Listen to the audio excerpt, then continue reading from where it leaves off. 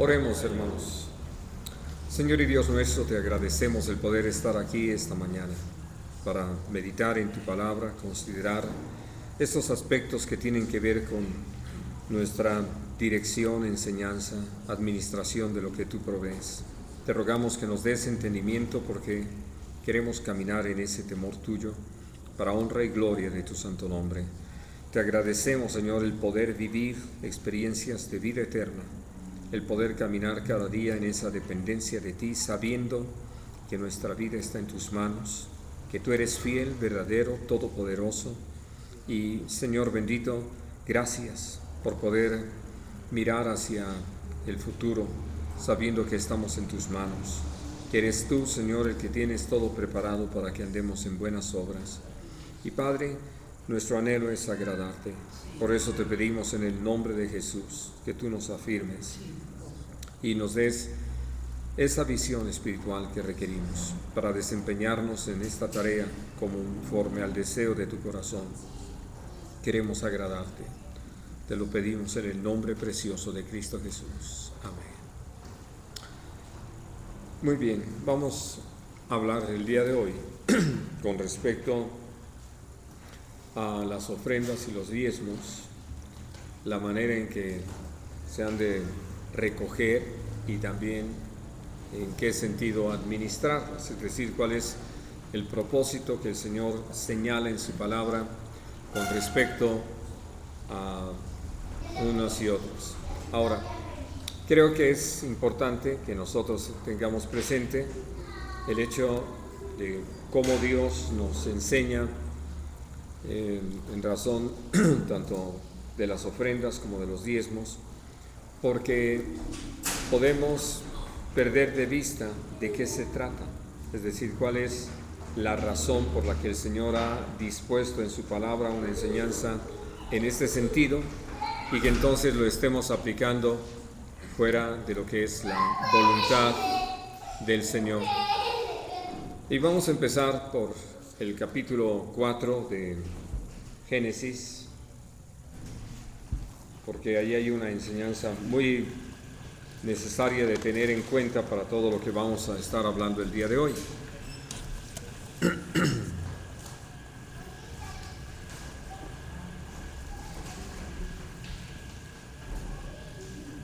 Y dice a partir del versículo 3: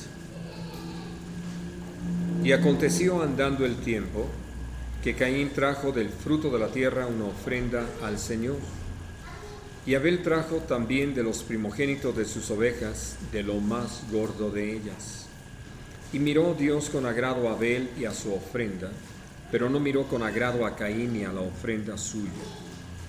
Ahora, lo primero a lo que nosotros nos enfrentamos es que Dios llevó, evidentemente entendemos que también a Adán y a Eva, a entender el valor de las ofrendas, y por ello pudieron instruir a sus hijos y sus hijos lo practicaban.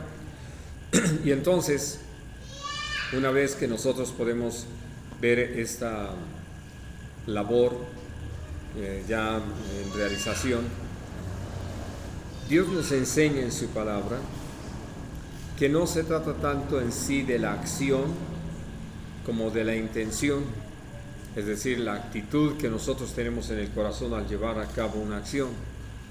Hemos hablado en varias ocasiones de lo que dice el capítulo 6 de Mateo, donde hablando de la ofrenda, hablando de la oración, hablando del ayuno, el Señor nos muestra dos formas de llevar a cabo cada una de estas acciones, una en el espíritu, otra en la carne, o dicho al revés, una en la carne, otra en el espíritu, y que una es agradable al Señor, la otra es desagradable al Señor.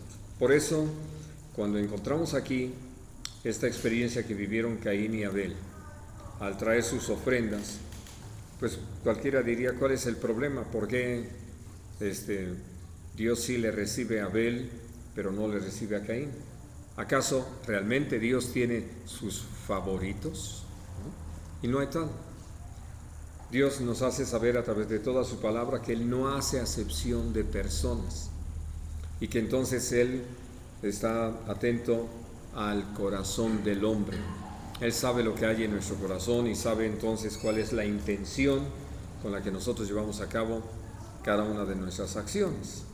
Y para Él siempre va a ser más importante eso, como lo vamos a ver hacia el final el día de hoy, creo que nos va a alcanzar el tiempo. Y entonces, este es el punto de partida. Nosotros vamos a ver aquí. Ahora, vamos a ver el asunto de los diezmos. En el capítulo 14 también de Génesis,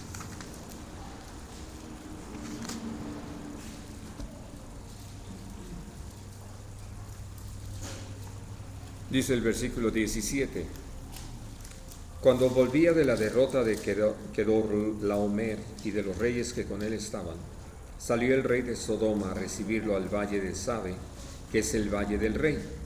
Entonces Melquisedec, rey de Salem y sacerdote del Dios Altísimo, sacó pan y vino y le bendijo diciendo: Bendito sea Abraham del Dios Altísimo, creador de los cielos y de la tierra, y bendito sea el Dios Altísimo que entregó tus enemigos en tu mano. Y le dio a Abraham los diezmos de todo. Entonces el rey de Sodoma dijo a Abraham: Dame las personas y toma para ti los bienes. Y respondió Abraham al rey de Sodoma: He alzado mi mano al Señor Dios Altísimo, creador de los cielos y de la tierra, que desde un hilo hasta una correa de calzado, nada tomaré de lo que es tuyo, para que no digas: yo enriquecí a Abraham, excepto solamente lo que comieron los jóvenes, y la parte de los varones que fueron conmigo, Aner, Escol y Mamre, los cuales tomarán su parte. Ahora, aquí estamos hablando de algo que a la luz de la palabra no tiene antecedentes. Es decir, no hay ningún momento en que Dios haya hablado con Abraham de diezmar, sino que esto es algo que evidentemente Dios lo dirige y lo hace con esta figura, nuestro Señor Jesucristo, en esta manifestación que tuvo, de la que se da testimonio allí en Hebreos 7, y entonces lleva a cabo un acto que no es el asunto de una ofrenda, no es que te doy, sino así literalmente la 10ª parte de lo que él había recuperado. En un reconocimiento de que, pues de que Dios le había dado la victoria, de que si todo eso podía estar en su mano es porque Dios lo había provisto. Y uno podría decir, las ofrendas van en el mismo sentido, no se puede dar de lo que no se tiene, así es. Pero la gran diferencia entre las ofrendas y los diezmos es que el diezmo es simplemente así, la 10ª parte. La ofrenda puede ser cualquier cantidad, ¿no? Vamos a decir, puede representar desde el 0.1% hasta el 100%. Entonces, lo que nosotros necesitamos mirar es que para cada una de estas situaciones hay un propósito. Esto es lo que Dios desea que nos sea muy claro, porque de repente sé que llegamos a manejar o enseñar a la gente que diezmen, que ofrenden, pero nosotros mismos no sabemos qué es lo que se busca con todo eso.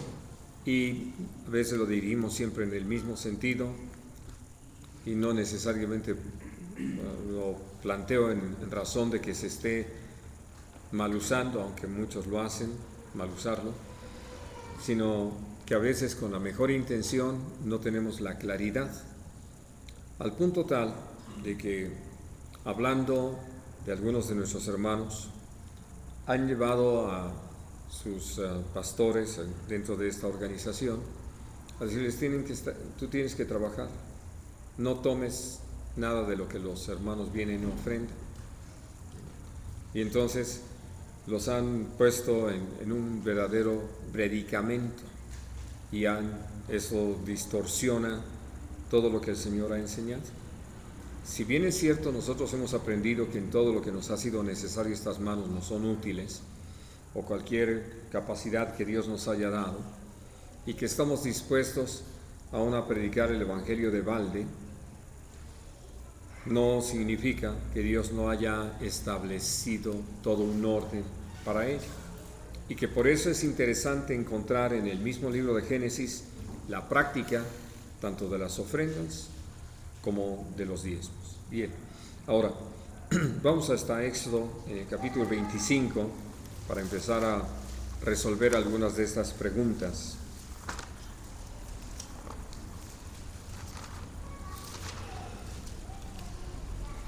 Dice el versículo 1: Dios habló a Moisés diciendo: Di a los hijos de Israel que tomen para mí ofrenda. De todo varón que la diere de su voluntad, de corazón, tomaréis mi ofrenda. Y creo que esta es una responsabilidad absoluta de cada uno de nosotros. Yo puedo dejar que una necesidad sea la que gobierne o determine la situación. Y entonces prácticamente me voy a dar a la tarea de presionar a la gente para que dé.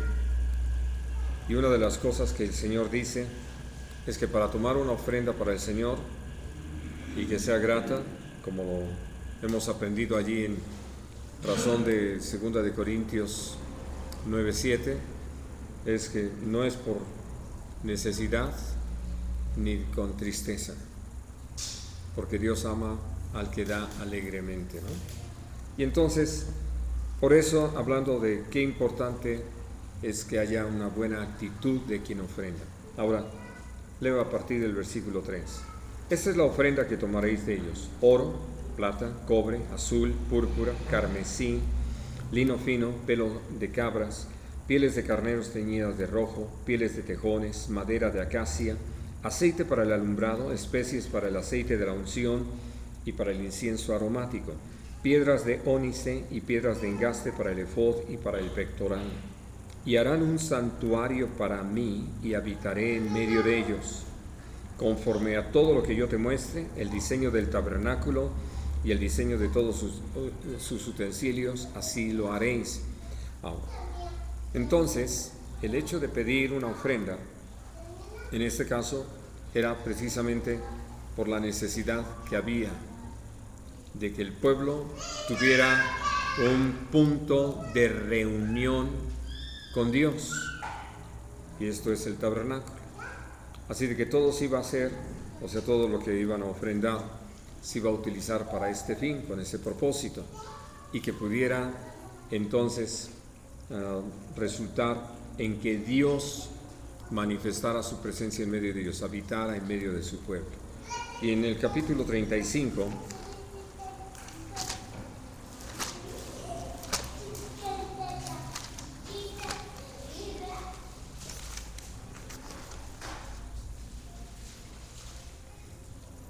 dice el versículo 4, porque lo otro es Dios hablando con Moisés, ahora ya es Moisés hablando con el pueblo. Y habló Moisés a toda la congregación de los hijos de Israel, diciendo: Esto es lo que Dios ha mandado: tomad de entre vosotros ofrenda para el Señor. Todo generoso de corazón la traerá a Dios: oro, plata, bronce, azul, púrpura, carmesí, lino fino, pelo de cabras, pieles de carneros teñidos de rojo, pieles de tejones, madera de acacia, aceite para el alumbrado, especies para el aceite de la unción y para el incienso aromático, y piedras de ónice y piedras de engaste para el efod y para el pectoral. Luego en el versículo 20 dice: Y salió toda la congregación de los hijos de Israel de delante de Moisés, y vino todo varón a quien su corazón estimuló, y todo aquel a quien su espíritu le dio voluntad, con ofrenda al Señor, para la ofrenda del tabernáculo de reunión, y para toda su obra, y para las sagradas vestiduras. Vinieron así hombres como mujeres, todos los voluntarios de corazón, y trajeron cadenas y zarcillos, anillos y brazaletes, y toda clase de joyas de oro. Todos presentaban ofrenda de oro al Señor. Todo hombre que tenía azul, púrpura, carmesí, lino fino, pelo de cabras, pieles de carneros teñidas de rojo o pieles de tejones, lo traía. Todo el que ofrecía ofrenda de plata o de bronce traía a Dios la ofrenda. Y todo el que tenía madera de acacia la traía para toda la obra del servicio. Así, además, todas las mujeres sabias de corazón hilaban con sus manos y traían lo que habían hilado, azul, púrpura, carmesí o lino fino. Y todas las mujeres cuyo corazón había impulsado, las impulsó en sabiduría, y hilaron pelo de cabra. Los príncipes trajeron piedras de ónice y las piedras de los engastes para el efod y el pectoral, y las especies aromáticas y el aceite para el alumbrado y para el aceite de la unción y para el incienso aromático. De los hijos de Israel, así de hombres como mujeres, todos los que tuvieron corazón voluntario para traer para toda la obra que el Señor había mandado por medio de Moisés que hiciesen, trajeron ofrenda voluntaria al Señor. Entonces podemos ver que la ofrenda tiene todo un propósito. No es simplemente estar recabando ofrendas para ver cuánto juntamos y que se vaya ahí acumulando sin un sentido, sin un propósito. Y entonces podemos ver que finalmente Dios da todas las instrucciones de aún cómo va a aprovecharse todo lo que la gente trae como ofrenda. Y que además, algo muy importante, hablando de que Dios no está pidiendo que todos deban traer todo. Cada quien va a traer de lo que tiene, porque como lo dice claramente allí en el capítulo 8 de 2 de Corintios, se da de lo que sí tiene, no de lo que no se tiene. Y entonces, al hablar de esto, uno puede darse cuenta que todo mundo, toda persona queda considerada, sea poco, sea mucho, lo que tenga. Lo importante es, en primer lugar, que lo haga con un corazón voluntario. Lo peor que se puede hacer es presionar a los hermanos, amenazar a los hermanos, pues chantajearlos, y peor engañarlos diciéndoles es que si dan 1, el Señor les da 100, ¿no? Los mandaron frenar a que ya no frenaran. Claro, pero hablando de que todo fue voluntario, ¿no? Ahora, sí creo que es importante que leamos esto del capítulo 16 como parte de Deuteronomio 16, como parte de lo que necesitamos enseñarle a nuestros hermanos en razón de las ofrendas. Dice el versículo 16: 3 veces cada año aparecerá todo varón tuyo delante del Señor tu Dios en el lugar que Él escogiere, en la fiesta solemne de los panes sin levadura, y en la fiesta solemne de las semanas, y en la fiesta solemne de los tabernáculos. Y ninguno se presentará delante de el Señor con las manos vacías, cada uno con la ofrenda de su mano, conforme a la bendición que el Señor tu Dios te hubiere dado. Que por eso David podía decir: de lo recibido de tu mano te damos, ¿no? Bien, Números 18.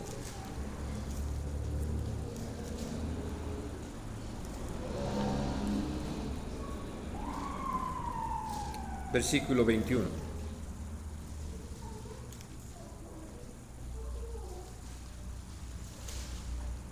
He aquí, yo he dado a los hijos de Leví todos los diezmos en Israel por heredad, por su ministerio, por cuanto ellos sirven en el ministerio del tabernáculo de reunión.